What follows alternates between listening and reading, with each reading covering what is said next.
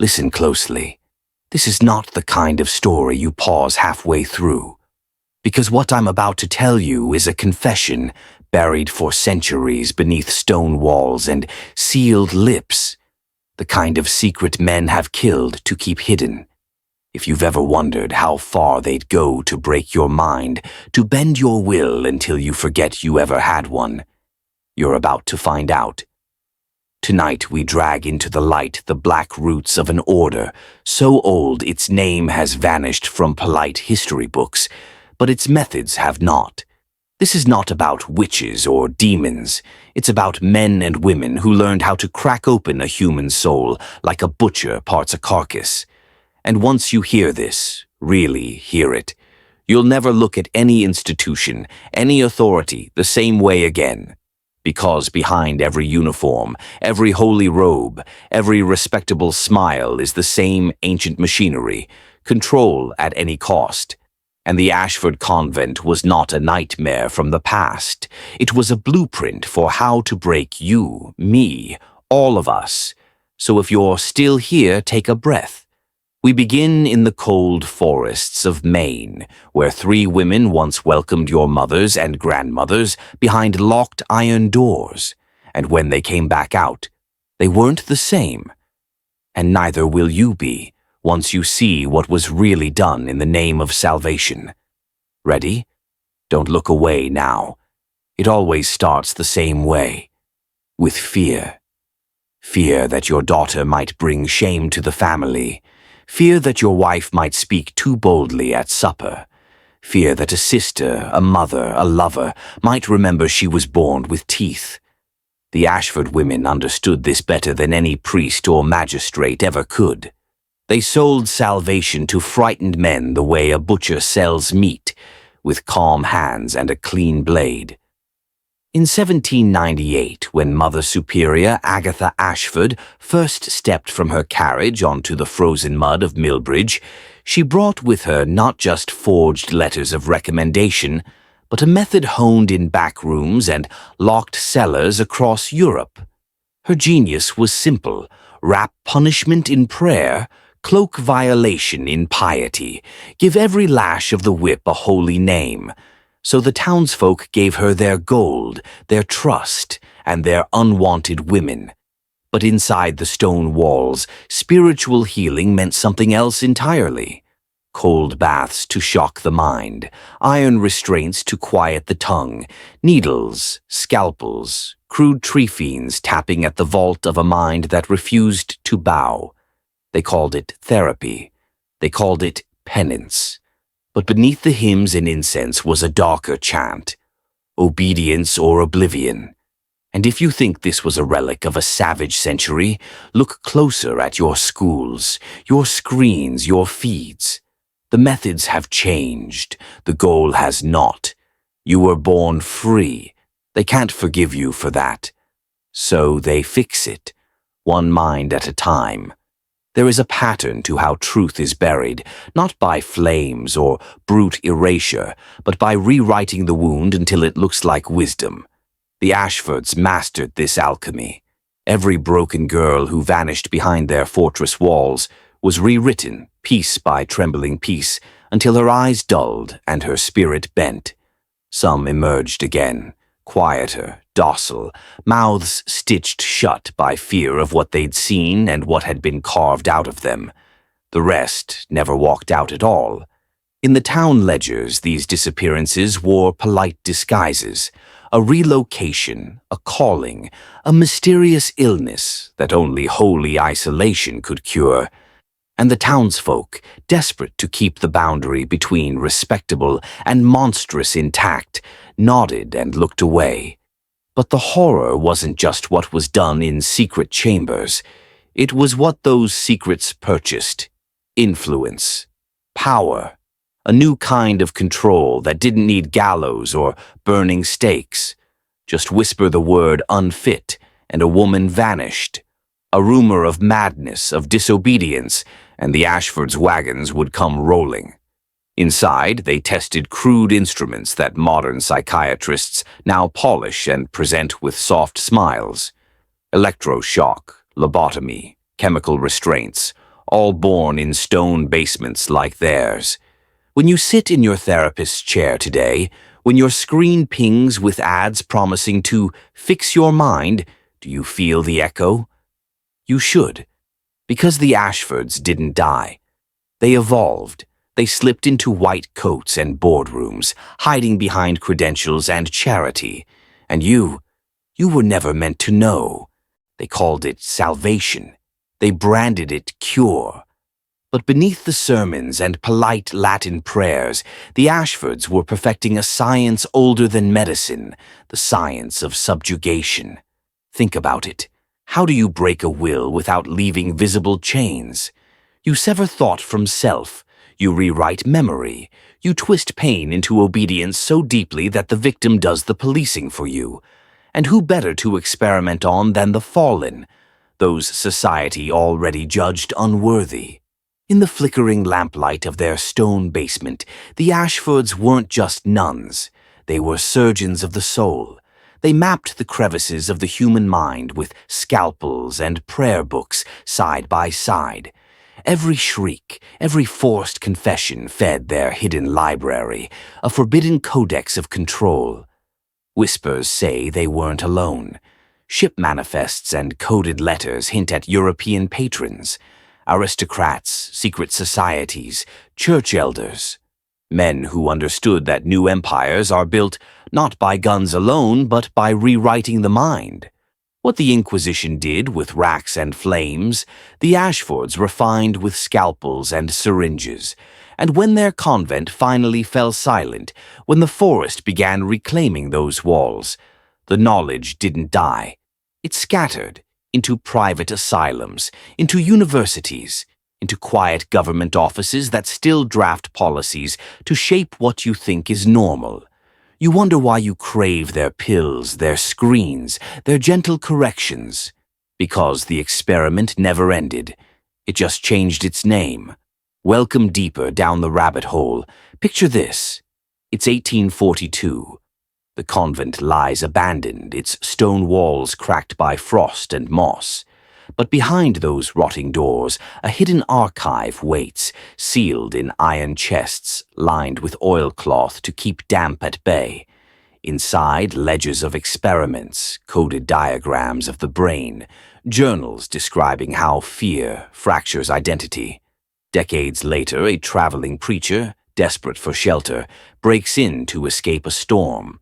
By candlelight, he finds what the Ashfords left behind, and by dawn, he's vanished into the pines, clutching just a handful of pages. Those pages surface years later in Boston, sold to a doctor with radical ideas. From there, they're copied, smuggled, rephrased in respectable language for medical journals and psychological societies. Words like moral treatment, correction of hysteria, restraint therapy, all polite masks for the same thing: how to bend a human soul without spilling blood.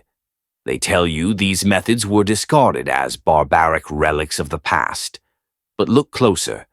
Modern psychiatry still rewards obedience with pills and punishes defiance with labels. Schools medicate restless boys until they sit still. Workers numb out on screens and sugar and manufactured outrage. Same science, new disguise. You think you choose your thoughts? Look deeper. The Ashfords knew that the easiest prison is the one you build inside your own skull. And the wardens, they don't wear habits now. They wear white coats, tailored suits, government badges, still refining the same old secret: how to keep you quiet, compliant, and blind to the locks you swallow willingly. You were never meant to find this out, that your mind was mapped out like a labyrinth generations ago, that every door you think you open freely was installed by hands you'll never see. The Ashfords wrote of it as soul husbandry, the art of tending fear, guilt, shame like crops to be harvested when needed. But when their convent rotted into ruin, the knowledge didn't die with them. It was fed into universities, secret societies, think tanks behind ivy walls. They turned crude scalpels into polished protocols. They learn to whisper instead of scream, to call you disordered instead of damned, and still you obey. You chant slogans you never wrote. You parrot hatreds they spoon-fed you. You call it choice. But every rebellion they've already measured, predicted, contained. They let you rage so you never notice the cage. Because a man busy screaming in the streets never wonders why he still signs his paycheck with trembling hands. So ask yourself this: when was the last time you had an unmonitored thought? One that didn't come wrapped in a headline, a trending tag, a carefully marketed belief. When did you last feel your own raw fear? The animal terror that whispers, "Maybe I'm not free." They don't want you asking that. They want you medicated, entertained, and trained to destroy each other on command. And if you ever slip the leash, they'll diagnose you, correct you, or simply erase you, just like they erased the Ashfords, by branding the truth too disturbing to repeat. But here's the secret they dread more than your silence. It's your awakening. Because once you see the bars, you can bend them. Once you taste the lie, you starve the parasite that feeds on your obedience. The Ashford sisters in their basement cathedral of flesh were only the crude prototype. Today's surgeons of the mind wield soft screens instead of scalpels, dopamine hits instead of leather straps. You think you're immune? Look at your own hands, chained to the device that feeds you curated outrage, endless distractions, your own fears reflected back at you until you submit willingly. They don't need walls of stone anymore. They built the walls inside your skull. You think you're too clever? They made sure of that, teaching you what to mock, who to cancel, how to kneel at the altar of your own fake autonomy. You are not awake because you know a fact. You're awake when you question why you were told it. You're awake when you stop saluting slogans and start hunting the architects behind them. You want to touch what the Ashfords knew. You want to dig up the rot beneath polite history. Then listen close. Beneath every institution that promises your safety, there's a ledger. Debts you can never repay in gold, only in compliance. The price for refusing. They still have ways to disappear you. You won't hear a scream this time, just silence and the echo of who you were supposed to be.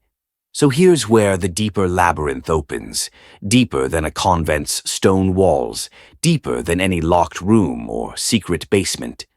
This is the truth they hide in your daily routine. Obedience must look voluntary. The Ashfords chained flesh to tables, but today's inquisitors learned a cleaner way. They train you to chain yourself. Every ad that flatters your ego, every headline that aims your rage, every shallow pleasure that keeps you docile while they drain your will. You think you choose your addictions, your scrolling, your late-night cravings? You think you choose the side you fight for, the slogans you chant, the illusions you defend with your life? Or did they choose you, a more advanced procedure than scalpels on the brain, but with the same result, a mind repurposed for the benefit of its master? Listen, the Ashfords carved open skulls to silence disobedience. The modern surgeons of your reality do not need to cut. They insert the blade through your eyes, your ears, screens that flicker with curated truths, algorithms more precise than any scalpel. And every night you fall asleep convinced you're free, never noticing the chains that grow heavier with every lie you swallow. If you're still here, if you're still listening, prove it. Prove you're not just another vessel for borrowed thoughts. Comment, "No more chains," twice. Not once, twice. Mark yourself as one who sees, one who breaks, one who remembers what the obedient were never meant to recall. Good. You've chosen to stay awake, so keep your eyes open while I tell you this. What the Ashford women did in secret basements, today's architects of control do in boardrooms, labs, and hidden committees. They learned that fear is more efficient than force. that comfort is more binding than chains. They learned that if you let a man believe he is choosing his own poison, he will drink it gladly, defend it fiercely, and despise the one who tries to take it away. Look around you. Every screen a pulpit, every feed a sermon. Rituals of distraction masquerading as freedom. You scroll, you click, you laugh, you rage, and every second you're feeding the machine, the same way the Ashford sisters fed on the trust of frightened families. But today the priests wear lab coats and polished suits.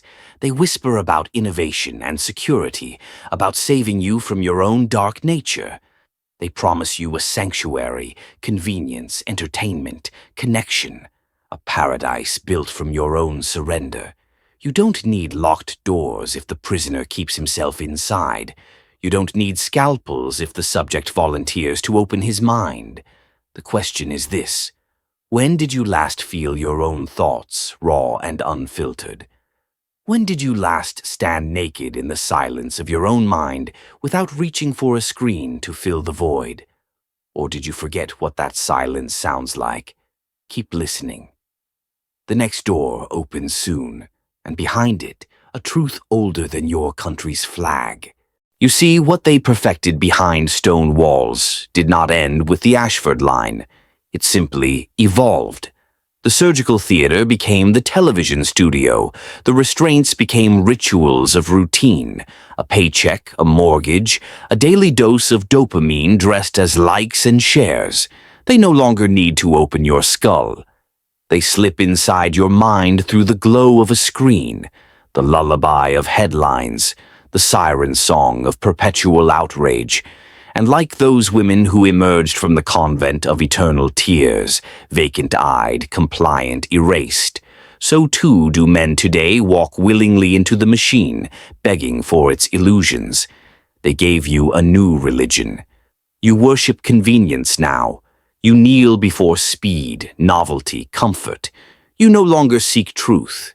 You demand entertainment. But truth was never meant to entertain. Truth wounds. It rips away the illusions you cling to like a child's blanket. That is why they bury it under centuries of myth, behind institutional dogma and the polished smile of the expert.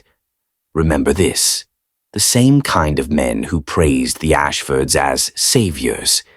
They still stand at podiums, wearing medals and robes. They still call themselves guardians, and you still call them leaders. But here you are, defying the conditioning, listening deeper. So if you hear me now, comment this phrase twice below. I see the locks. I hold the key. Write it to mark the point of no return, the point where their spell begins to crack. Understand this. Once you see the locks, you cannot unsee them. Once you hold the key, the burden is yours alone. Freedom is not safe. It is savage. It demands sacrifice. It demands the death of who you were trained to be. The Ashfords tested how far obedience could stretch before the soul snapped. Today's keepers test how far distraction can stretch before your will dissolves completely. And you stand in that gap.